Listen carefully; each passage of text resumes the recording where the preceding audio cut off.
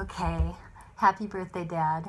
I love you tons. This is so much fun to get this project together and to be able to really just pull up some old memories and things for you. And as you might expect, it was very, very difficult to really think of what I wanted to say. And so I'm just going to say a couple short little random things. First, when I think of memories with you, well, there's so many to draw from. But I think one general theme was, how you always saved the day. And a couple quick things that come to mind was like when I had car accidents with an S, 3 of them. And you just come out and you're always very calm. It was just metal. We're okay.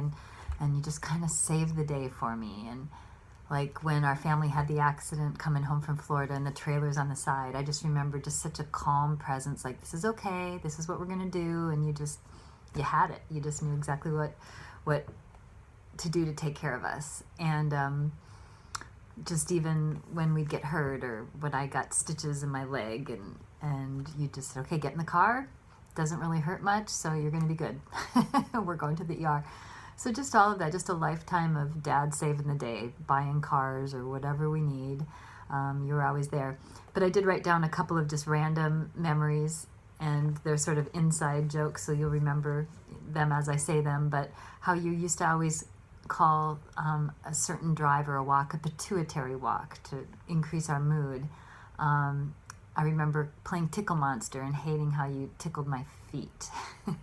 I remember how you'd call the Christmas trees the best Christmas tree ever, every single year, and how you really thought that.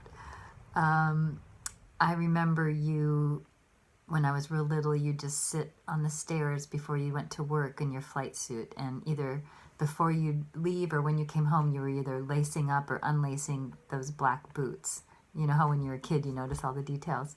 I remember you always playing the piano, and how you wrote the cabin song, and how we all sang that to and from the cabin, and how I bet every one of us could recite at least one of those verses. And you just made the house a home. I remember you planting the front trees and putting the white little pieces of gravel underneath that swing set that we love so much out in the backyard in Hawkins Street. I remember when there'd be music, even though a lot of times you just love to read your newspaper and do Dad things, but a couple times you'd get up spontaneously and hop on one foot in a circle, and that was your dancing.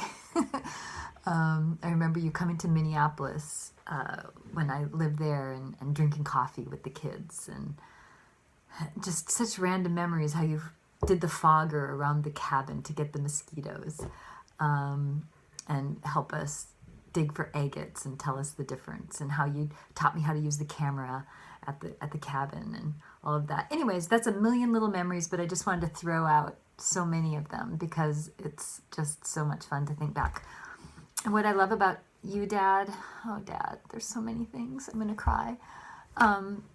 But I think what I really admire in you is how, and this has increased over time, but just, obviously everyone says you're smart, and you are, and despite that intelligence and despite that self-confidence and your success, you've always sort of maintained the attitude of humility.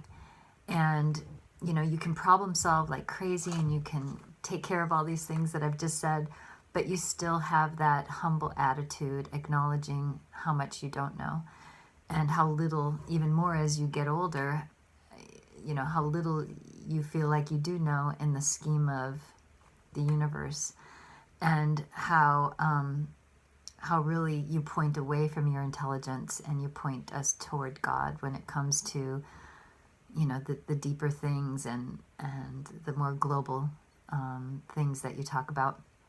And I just know in my experience and knowing and working with many, many very smart, extremely smart men, especially, and women, how a lot of them just aren't smart enough to know what they don't know, but you do. And just that spirit of humility is something that I admire. And it reminded me of that Bible verse that you brought up, and I opened it up in my little Bible that you gave me when I was 27. It says in the front. But anyways, the verse is in Micah, your favorite verse, And what does the Lord require of you? To act justly, to love mercy, and to walk humbly with your God. And I think you've really lived out your favorite verse in the Bible, and I appreciate that. And I love you dearly, Dad. Happy, happy birthday. Sorry this was so long. Love you.